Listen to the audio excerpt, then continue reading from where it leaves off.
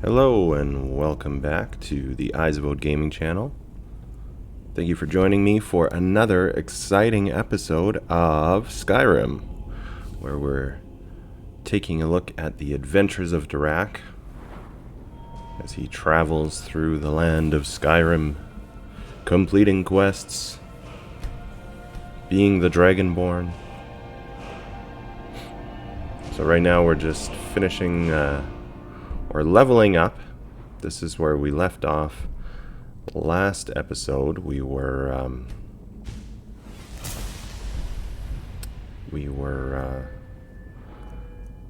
going to sleep.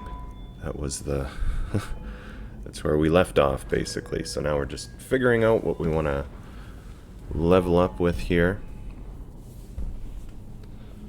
Again, keeping in mind the build that we're doing. I still haven't done that character background. I really should get to that. It would give people a little bit more understanding of what I'm going for with this build.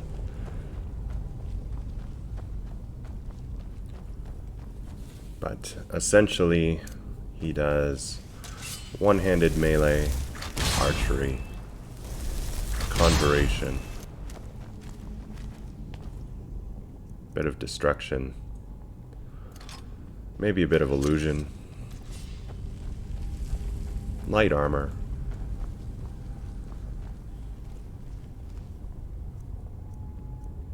he's similar to a Forsworn, but not a Forsworn, so don't get the wrong impression. He is not Forsworn, but he is similar. We'll leave it at that for now.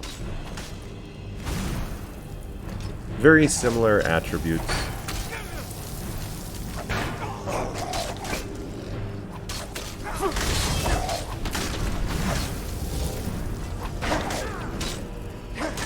So we left off last episode. We were sleeping or looking for a safe place to sleep in Volskygge. The plan with this episode is we're hoping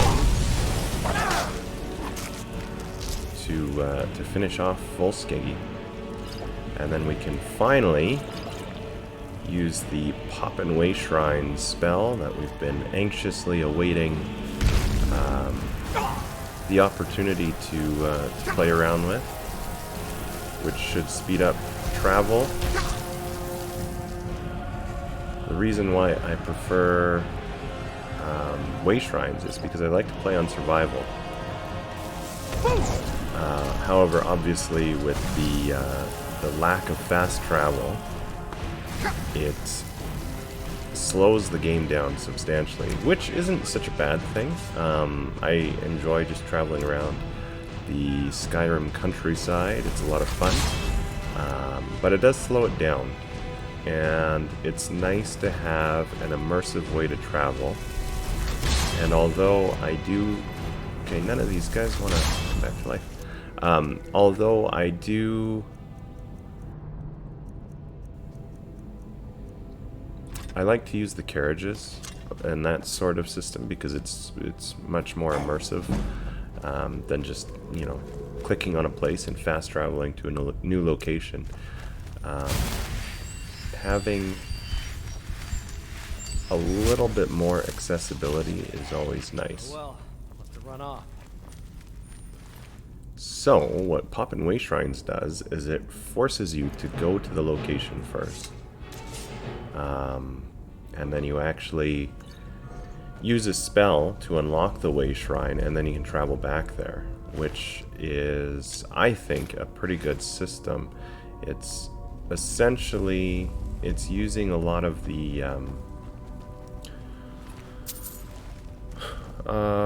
like a similar to, I guess, Elder Scrolls Online with the Way Shrines there, that sort of concept.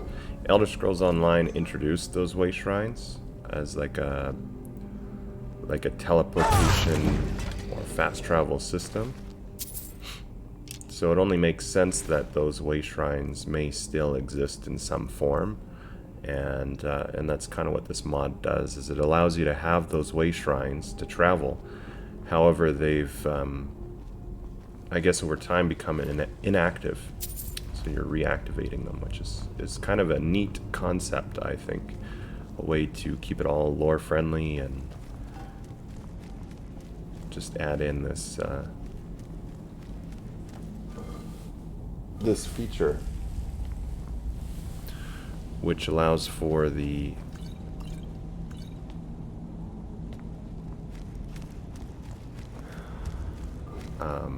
yeah, it allows for the fast travel then in an immersive way, which is nice. We gotta love that immersion. Well, I do. I imagine if you're watching this, you probably like immersion. That's what this whole... what do you even call that? Load order build? Mod load order build? That's what the whole thing is based on, is on immersion. So...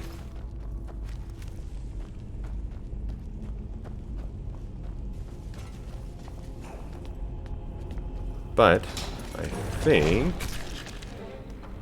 we are going to finish Volskygge today. We should. I don't think there's too much more here. Oh boy. This trap almost killed me.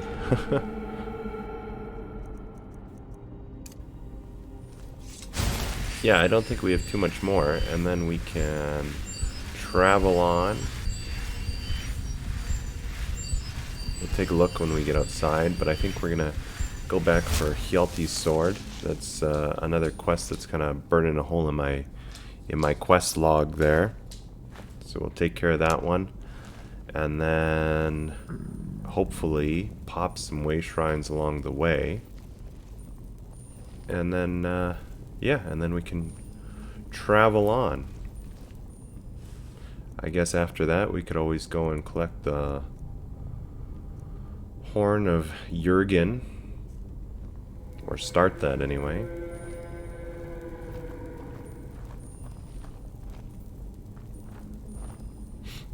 And then yeah, and then we'll finally at level, what level are we? 16, I think. Finally start the main quest, really. Start it proper, anyway. Over here. Those spiders.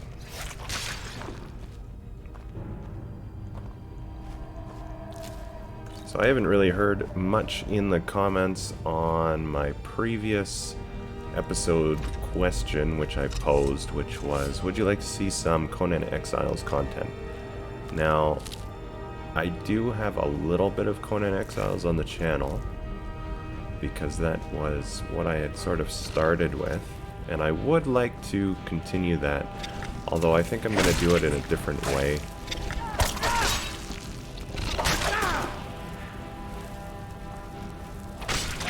There we go. The system that I had before, when I was doing the sort of running show in a way, it just I don't know, I didn't really take off, I guess, and that's fine. So maybe we'll just do more of well, I also didn't really know what I was doing. Not that I know what I'm doing now, but I have a little bit more experience just with like Let's Plays and that sort of thing. My Let's Plays are still the least watched on the channel, which is okay. I understand that. I would expect the reviews to get substantially more view counts, because that's going to appeal to a much wider audience than a Let's Play. But for those of you that do enjoy them, I would like to get your input on that.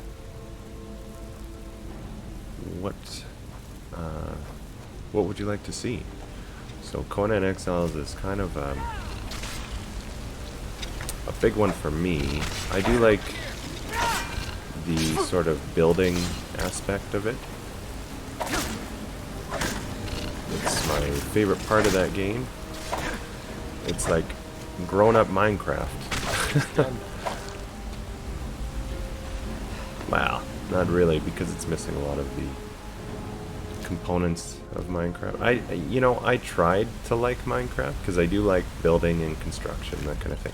But it's the, I don't know what it is. I just don't like Minecraft that much. I find it kind of boring, which is funny because I do like the construction aspect, material gathering, that sort of thing. But I can't get into it. I think it's the graphics, and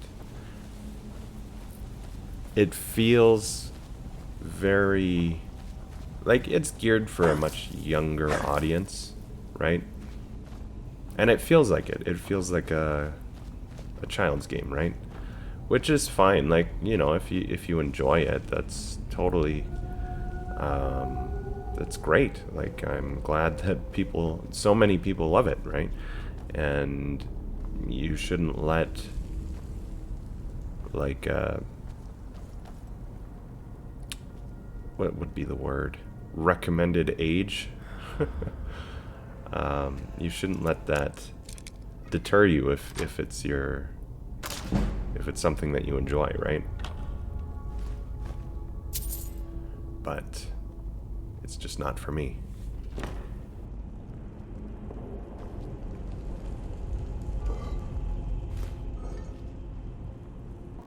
But regardless of all those things, Minecraft and Conan Exiles aside, pretty excited that we're finally going to be able to show off or showcase the Way Shrines mod. Like I said, I really like this mod. If you like a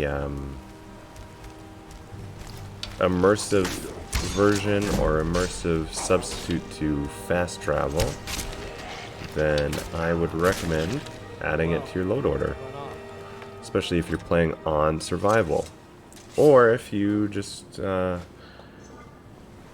don't fast travel, like if you don't use like the vanilla fast travel system. But if you are looking for immersion, I would recommend playing on survival mode, or some variation of.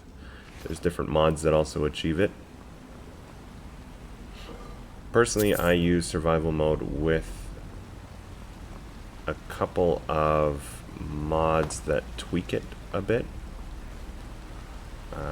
I just feel that the way that survival was implemented, there was a few things that could have been better.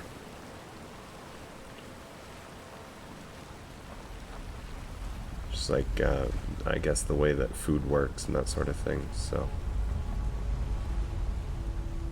And I'm also planning to do a complete mod load order video, I guess you could call it. So just showing all the mods that I'm running, and the load order that works for me. As you can see, like it doesn't really conflict, bug, crash, whatever you want to say. The game holds up pretty well, considering the sheer number of mods that I'm running. And this is all on console, so it's I think pretty impressive, actually. The reason I'm doing this on console is because my computer is a piece of garbage. And I don't have the kind of funds it would take to get something that could handle what I want to have output from it, right? So basically, if I were to try this on my computer, it would look substantially worse. And I think the console version looks just fine.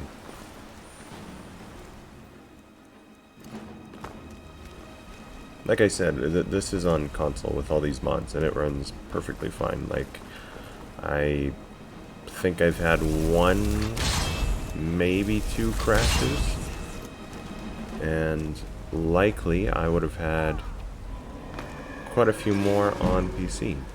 So, I'm not too concerned that way.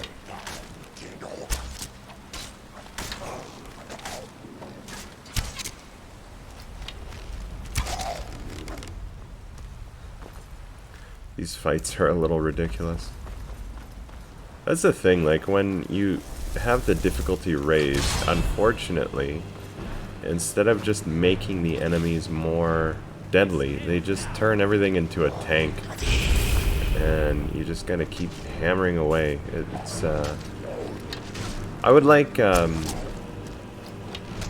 more realistic damage system.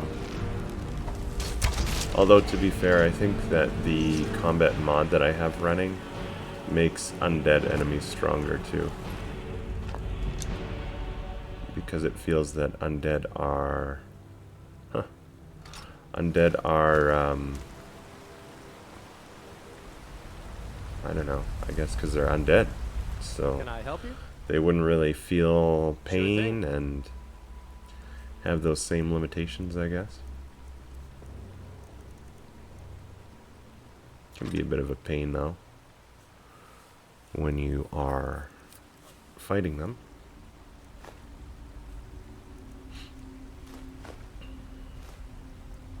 Still using Faendal. We've been using him since the beginning. I don't know who I would replace him with. I guess someone who's more tanky would probably work better with my current, or with my, the way this build is, right? Like it's, I'm more of a ranged magic, a little bit softer, right? Not as tanky. So I would probably do better paired up with someone like, I don't know, Stenvar, or who else? Mjol. Who's the one in Whiterun? Is that Uthgerd? Whatever her name is. The one that wears heavy armor. She lives in the bar, basically. I think she has a home, but she's in the bar most of the time. Yeah, I might have to swap him out for a tank at some point. Lydia, I guess. She's the classic tank, right? The standard sort of Housecarl tank. She's like the most vanilla of characters, I find. There we go.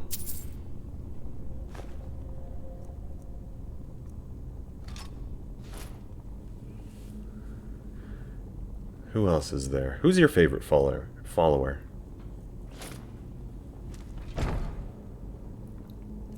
Let me know down in the comments. Who is your favorite follower? Yay, popping away shrines. I tend to like the odd followers, if that makes any sense.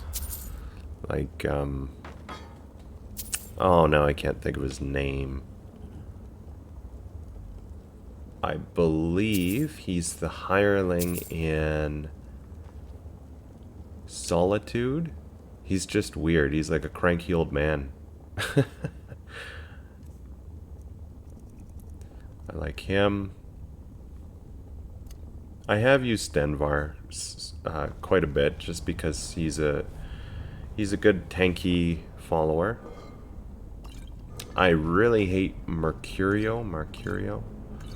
Just find him very arrogant and annoying. Which is ironic because I'm using Faendal, who's a little arrogant and kind of annoying. But I don't know, Faendal makes up for it. He's just, you just gotta like him for some reason. Maybe it's because I've used him so much. But yeah, I like the Dark Elf. Actually, there's two Dark Elves. I like the one in Whiterun, and I also like the one in on the island on Solstheim.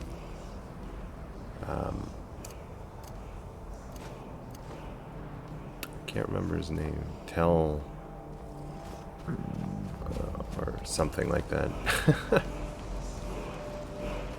Very ambiguous, I know. Oh, I'm sure you guys are familiar with who I'm talking about, though. Now, it looks like we're going to have quite a fight ahead of us. So we got this word wall. And there is a sarcophagus right there. So I believe we got a dragon priest. Yes.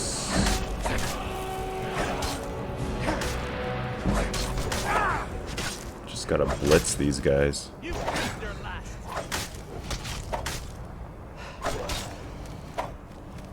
Yeah, I find if you can keep the, like if you close the gap and you just stay on them, a lot of times these guys, they don't really know what to do. Because they're all about range, right? Which unfortunately my character's more of a ranged character, so it doesn't really work in this instance, but you just have to, you just gotta do it because that's gonna be the best way to fight them. See, he's just confused. He doesn't even know what to do. He wants to separate. There we go.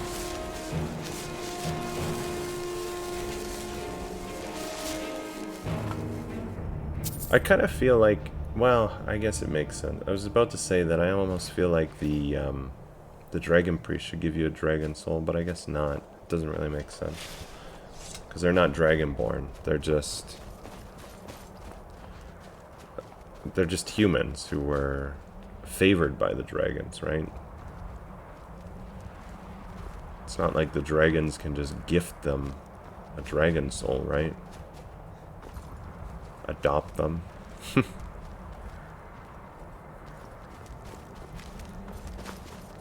I'm sure if the dragons were capable of making their own dragonborn champions, well, that would backfire. Because then they would just run around eating dragon souls, right? But if they could bestow a limited use dragon soul, which just allows them to absorb the knowledge but not eat the dragon souls, if that makes any sense, then they would have an unstoppable army of humans on their side. But again, probably it would be too much power, right? Like, the dragon priests were probably very selective with who would be allowed to be a dragon priest. Because they wanted those that were going to remain loyal. Alright. So we're going to go and collect that sword. That's the next quest. And I think we want to go back to like that road that runs to Markarth that we've traveled way too much in the last episodes. But I want to pop those way shrines. That way we don't have to travel on that road anymore. We just way shrine travel in. Although I do think there is some limitations to the way shrine travel. I think they are only connected to certain ones. So you have to be at a specific way shrine to travel to another way shrine. It's like the what is that quest called? The vampire quest line. When you go to like where the snow elves are, and you have, or the last snow elf, I guess. And then you can travel through that area with those sort of limited use way shrines. It's kind of the same system that this one uses, so it's not like it just, it's not like a Elder Scrolls Online, where you just go to one and then you can travel to any way shrine. It's only specific ones, as far as I'm aware. I feel like that's how it works. I don't remember exactly. It's been a while since I used it. Obviously, because you've been with me this whole journey, and we haven't had way shrines since the beginning, and we're already on episode, I believe this is 23, so we're about 20 or so hours in. Maybe a little less. Some episodes, I think we have a mix of half-hour and hour-long episodes, so somewhere between, we'll say 15. We'll round it out. We'll round it to 15. So 15 hours in, and we still don't have a single way shrine popped, which means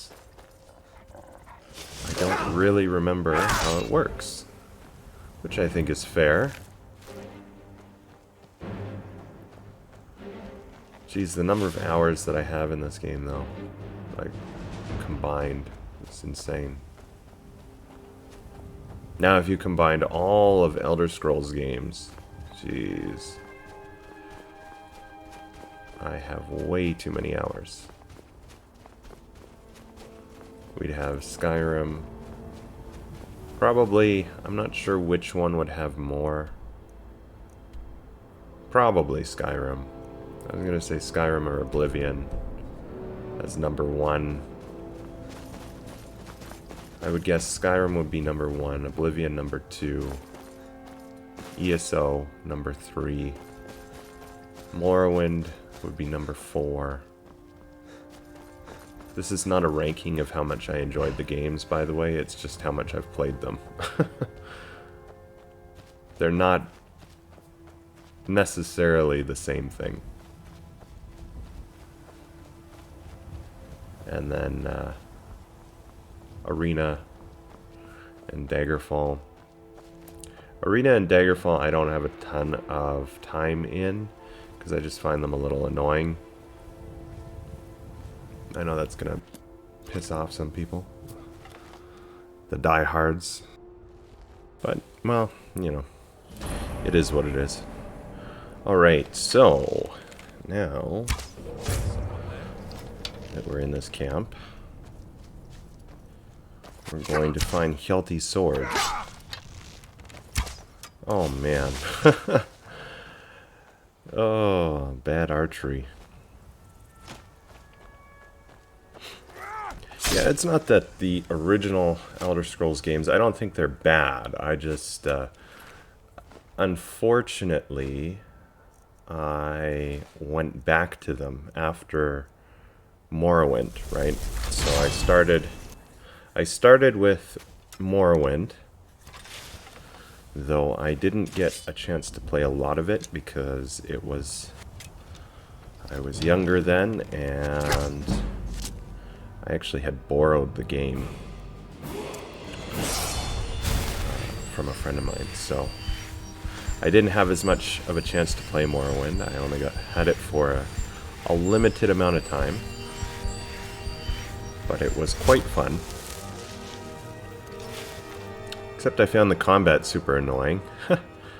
Even then, I remember I was like, I can't get through this whole game because I just hated the combat.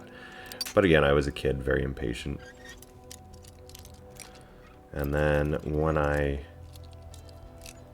bought a 360, like an Xbox 360, the very first game I got was Oblivion. And I had kind of not forgotten Morrowind, like I knew Morrowind.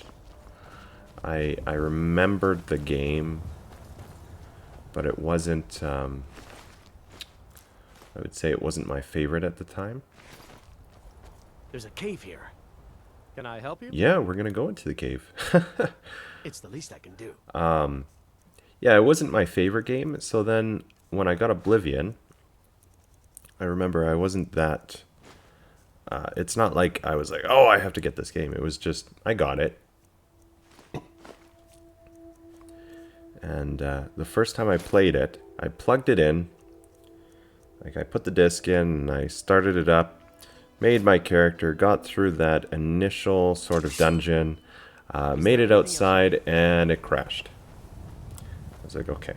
And then, because it reloaded from the, I guess from where you leave that first dungeon, I started there again, and I come out, and I'm running, and it crashed. Huh? And I think it crashed like 2 or 3 more times, and I was just like, you know what? This is not worth it. I hate this game. I turned it off. And I walked away from Oblivion for months, and I played other games. And then I came back one day, and I was like, okay, we're going to see if this game will work. And I put it in, and no crash. It just worked. And I was like, oh, good. And I just remember my first moments of playing it, and I ran into the Imperial City and just ran around like a crazy person and killed the first beggar I came across. and the guards were chasing me, and I don't know, it was in those moments I just fell in love with Oblivion. And I played the crap out of that game.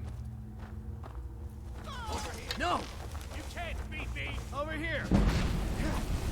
I played through it so many times. I beat the main quest multiple times. I think that the main story of Oblivion, like the main campaign, was more interesting than the main campaign of Skyrim.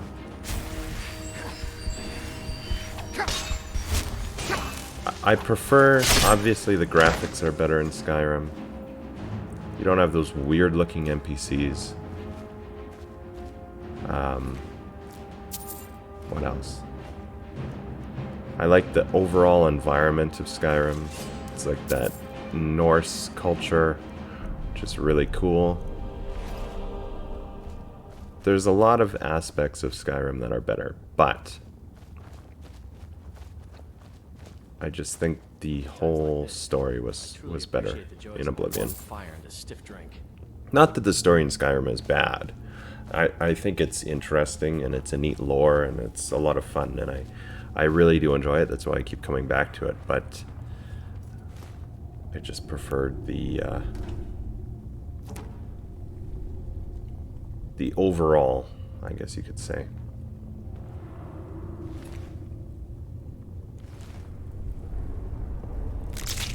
There we go. Prevented another Briarheart from being, what would you say? From being created, summoned, corrupted, created, I don't know. Born.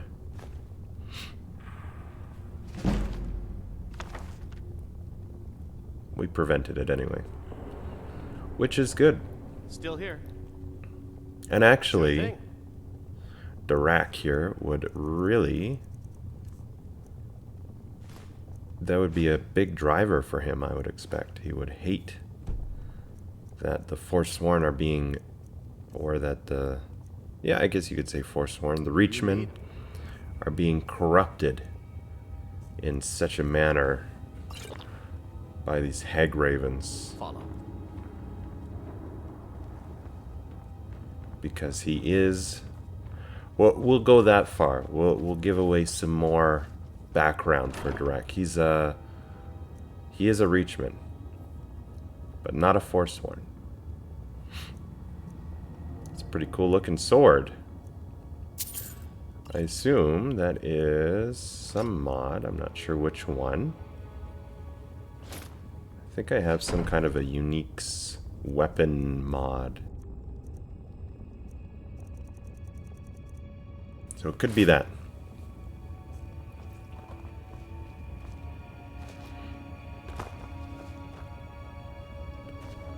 Okay.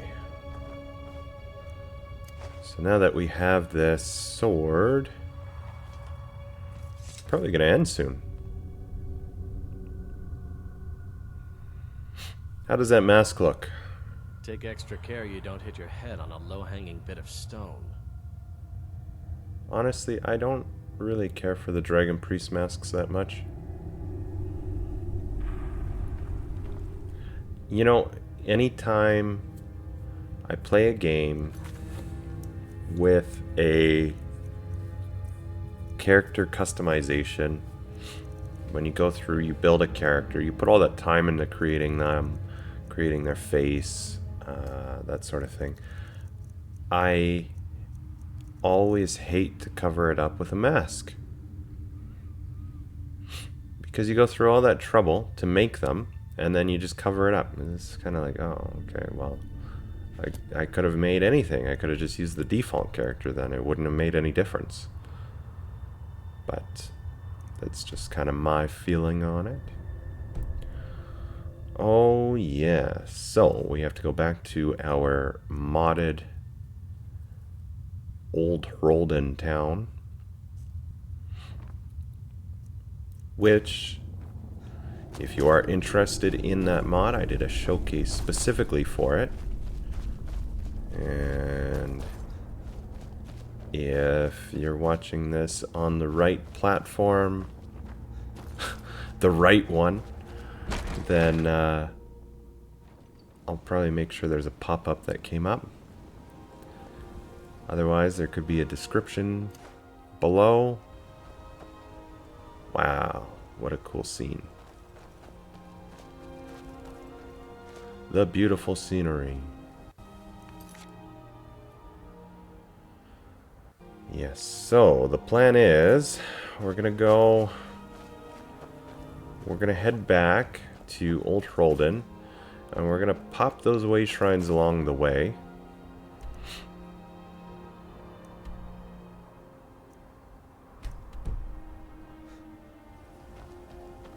But for now, we're going to end the episode soon here, just when we find the right spot.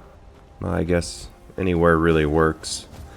We're just going to try to find some nice scenery to leave off on. But thank you so much for watching today. Please like the video if you enjoyed this episode.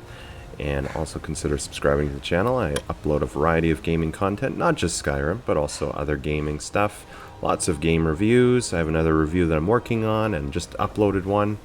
The Plague Tale Innocence game, I did a review for that, so definitely feel free to check that one out. It's the newest one after a little bit of a break, so I would like to get some feedback there. But anyway, thank you so much for watching today. Until next time, take care.